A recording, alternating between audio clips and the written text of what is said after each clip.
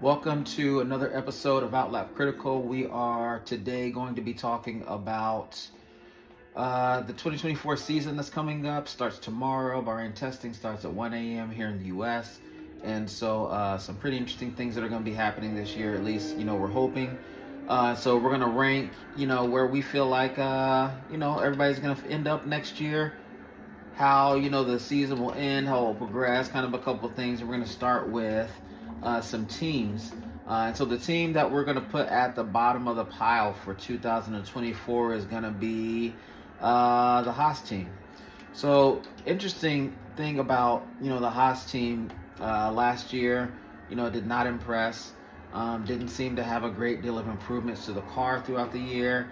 And just really hung on to that bottom spot, full stop.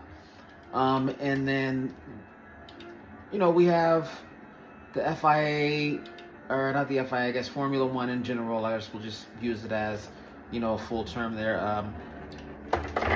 One of the things about it is, they just declined to have Audi, or not Audi rather, to have Andretti on the grid. And one of the things they said is they don't think they will be competitive.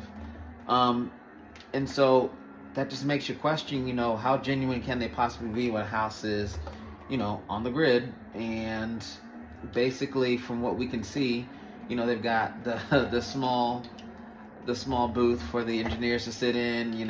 Power to them. You gotta do what you gotta do to, survive. But at the same time, it's like you got a team that's financially struggling, that's consistently at the back of the grid. Doesn't seem to be upgrading their car, doesn't seem to be bringing any kind of competitive balance to the grid, and it is 100% okay for that team to hang around. But a new team comes in, representing a major brand, in the United States with Andretti and, with Andretti being denied there, and of course they've got their partners in GM, another major, manufacturer here in the U.S. I think sells almost more cars than just about anybody. With them saying no to that, but still saying yes to Haas, essentially by allowing them to be on the grid. So I guess you can't really kick them off, but it just kind of seems a bit, wishy-washy, I guess, for a lack of better terms. It's not, it's pretty obvious. They just didn't want Andretti on the grid for whatever reason. I mean, you can take your pick, but, going back to Haas, I really don't see them making significant improvements. They've got the same drivers that they had from last year. And, that's, I think, a lot to do with the fact that they just need safe drivers. People aren't going to crash the car. Again, due to the financial issues that they might be dealing with right now. I don't see them climbing. So coming in at the 9 spot. And, 9, 8, and 9, I'm putting them together a little bit almost. But, let's start with Steak. First, the name. I don't know how we're going to get used to that. But, Steak, I think Steak is going to be, one of those teams that kind of sits at the bottom again. Kind of just like the, kind of similar to that, kind of similar to the Haas. Not a lot of excitement around the car. Not a lot of excitement around the build. Is this going to be, midfield? Probably not. I'm thinking probably at the end of the pack. And I'll say the same for V-Carb. Obviously still don't know what we're going to be calling that either. Crazy names we have going on right now, And that's another thing. With the liveries, you're basically starting to look like European soccer clubs. You've got advertisements everywhere. And it's not even nearly about, the race team anymore. There should be, a clearly defined race name for a racing team. And if you're a sponsor, cool, you're a sponsor. However, you're just a sponsor on it, kind of like Petronas with Mercedes. It'd be weird if we were calling the Petronas car, And so, that's kind of a side tangent, but, with Steak F1 and with V-Carb, however you want to call it, I feel like we're kind of looking at the bottom, you do have solid drivers there. You know, you've got Valtteri, who, you know, I think is a bit underrated, honestly. I think he's a pretty good driver. You know, I just think that at this point in his career, he doesn't have the car. And, you know, on top of it, I kind of feel like he's, you know, maybe doing this because this is what you do, you know, not necessarily because this is what you love anymore, you know. And so, I don't know. I could be completely wrong, but it just didn't seem like he was driving with that same fire he was driving when he was racing Lewis and Mercedes. I mean, obviously, this is a completely different story. You know, you are, you know, racing for a title versus kind of running towards the back of the pack, you know, very different scenarios. But, you know, I just don't see that same fire. You know, you do see guys that are at the back of the pack that do seem to want it, you know. Valtteri just doesn't seem like he's one of those guys at this point, but still a very, very capable driver. Then you've also got, you know, Zhou. With Zhou, I think that's interesting because, you know, one could say that he's there pretty much because, you know, essentially a paid driver, to where he's basically just there because of the sponsorships. But I think that he actually is a pretty good driver. Pretty fast last year in certain races. I say all this to say, you know, you've got good drivers towards the back of the pack. You've got good drivers towards the back of the pack. However, you know, these cars that they've been provided with, they're going to be racing with, they're not going to be competitive. And so, even with an extraordinary driver behind the wheel, you know, you got to think there's just not going to be a lot of hope from you advancing. You know, I think really it's a matter of who's going to finish who's going to finish in those bottom three positions, and you're hoping you're kind of out of them. And so, you know, at number 9, I'll go with Stake, and at number 8, I will go with Visa Cash App Racing Bulls. Try saying that in turn 1. All right, so in the 7th spot, I'm going to go with Alpine. I really think that's just about the drivers, man. I really think, you know, Gasly is fantastic, has shown himself. You give him a decent vehicle, he can make it work. Does well as far as racecraft, it's really hard to say, does well as far as racecraft.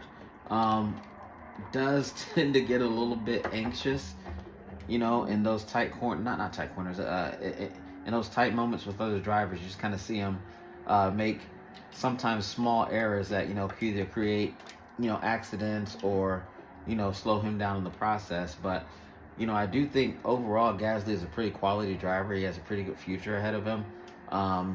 You know, it's kind of all about what machinery does he have available to him at this moment. And, you know, it's kind of a mid to backfield vehicle. You know, I don't see the Alpine, you know, jumping in leaps and bounds and getting, you know, in front of some of the other cars on our list. But, you know, we've seen what Gasly can do. You get him out in front of the pack. You know, he knows how to manage. You know, so the thing I feel about Gasly is, while racing, while watching him during the Grand Prix on Sundays, he seems to be even-tempered, especially when, you know, the race is going kind of the way he plans it.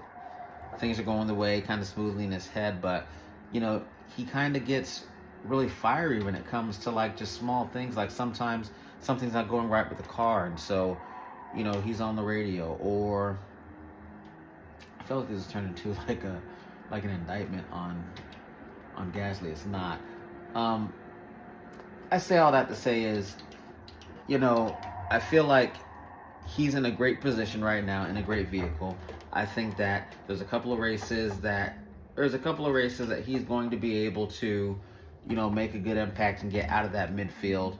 You know, it's just not going to be that frequent. I just don't see that big of an upgrade going for the vehicle. And then, of course, Esteban as well.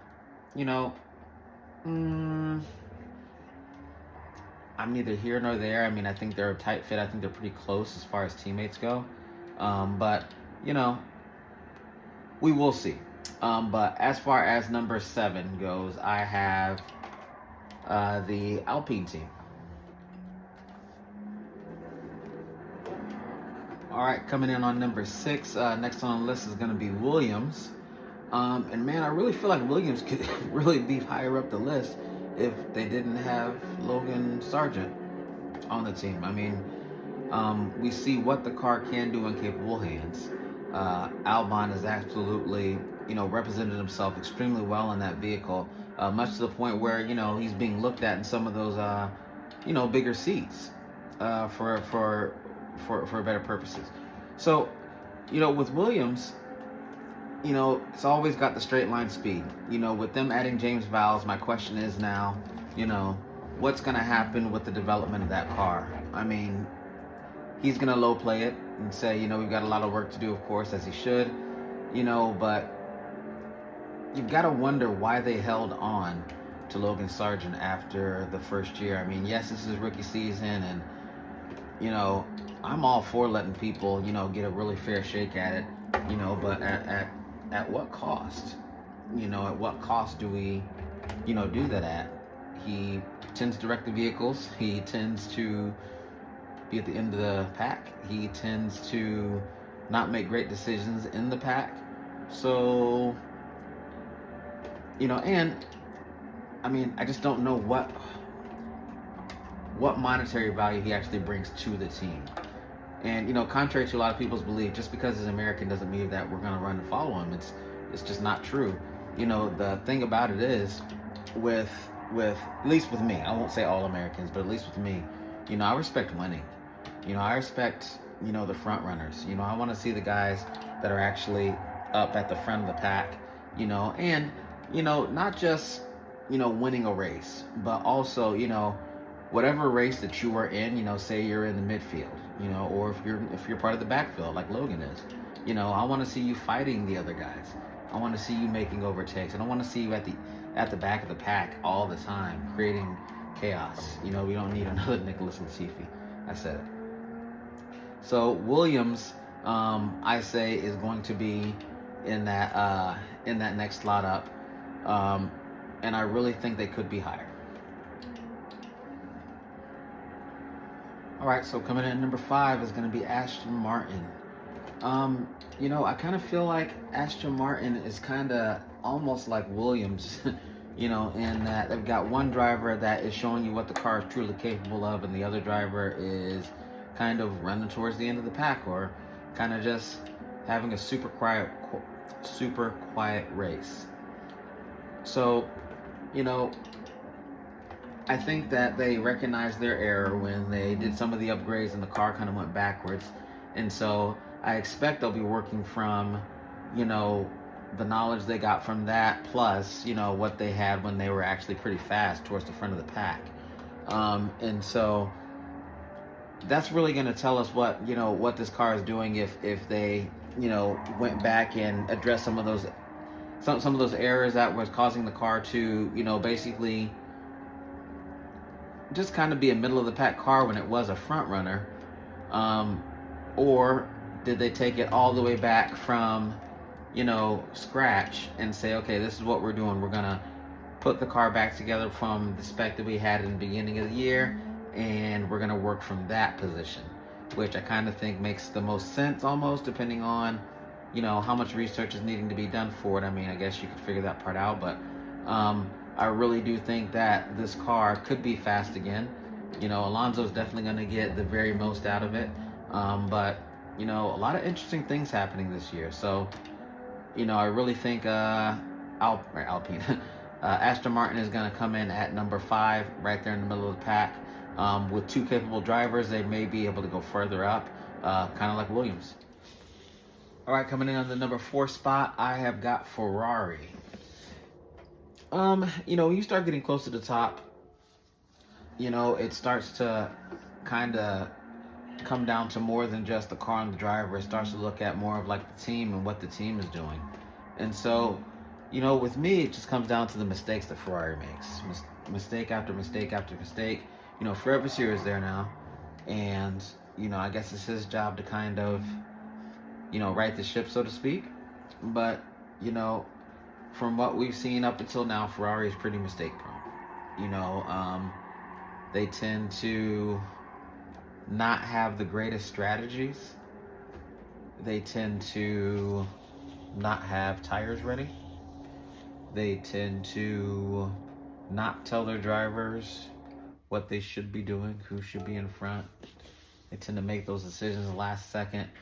And, when it comes down to it, they're going to be races, you know, hopefully, that are close down to the end. And, Red Bull's not going to make mistakes. Mercedes very seldom make mistakes.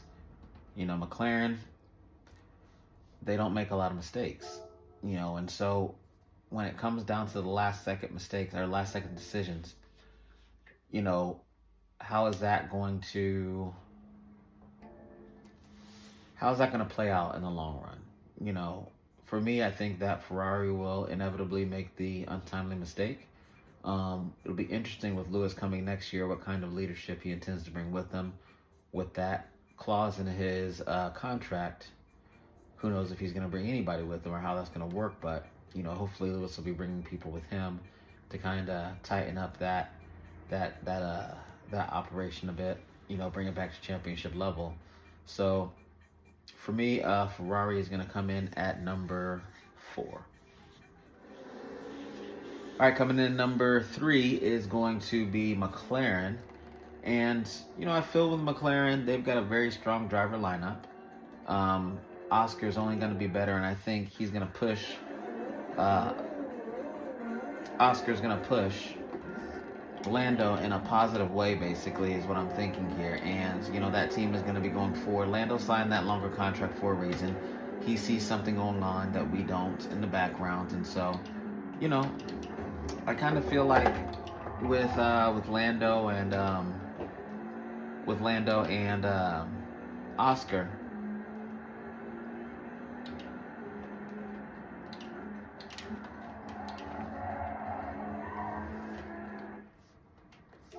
all right, coming in at number 2, I have the Mercedes team. I think that this is going to be a year that Mercedes wants to show Lewis that he's made a bit of an error by making this jump.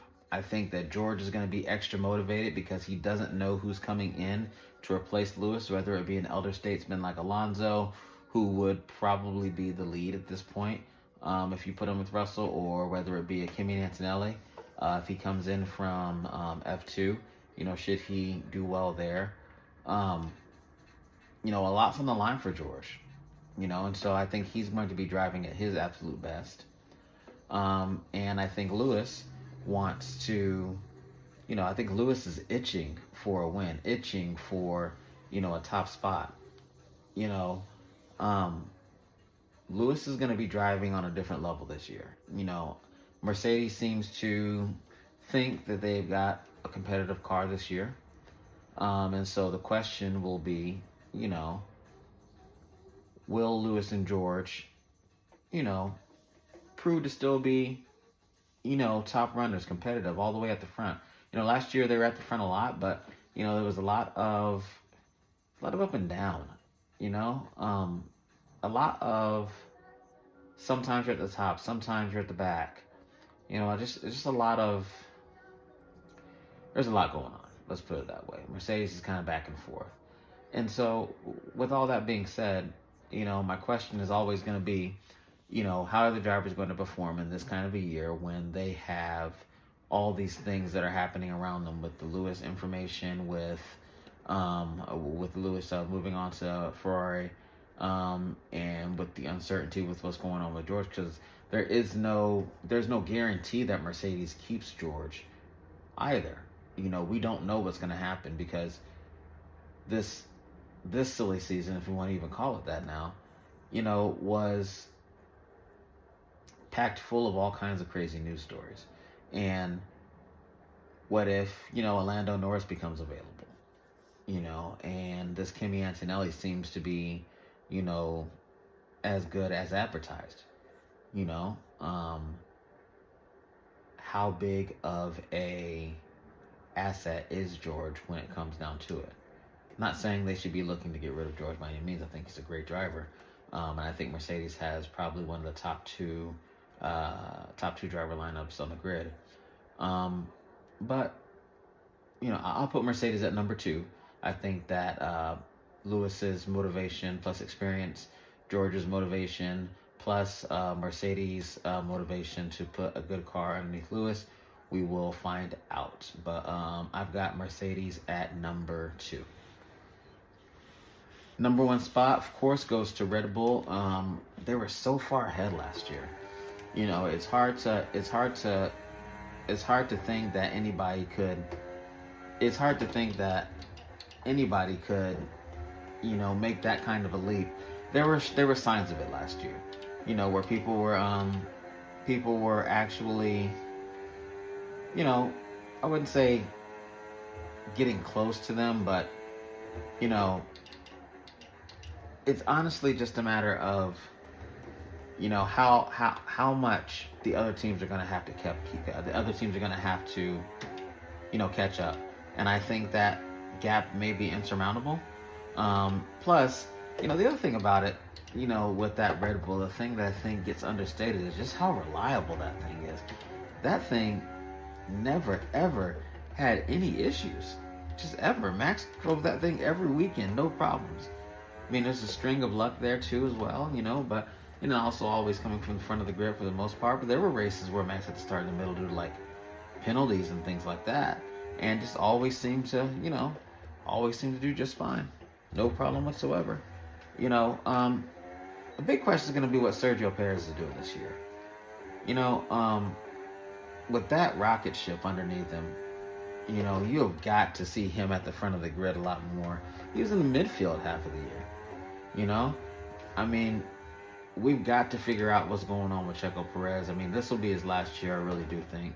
I don't think, well, unless something drastic happens, I just don't see Red Bull retaining him.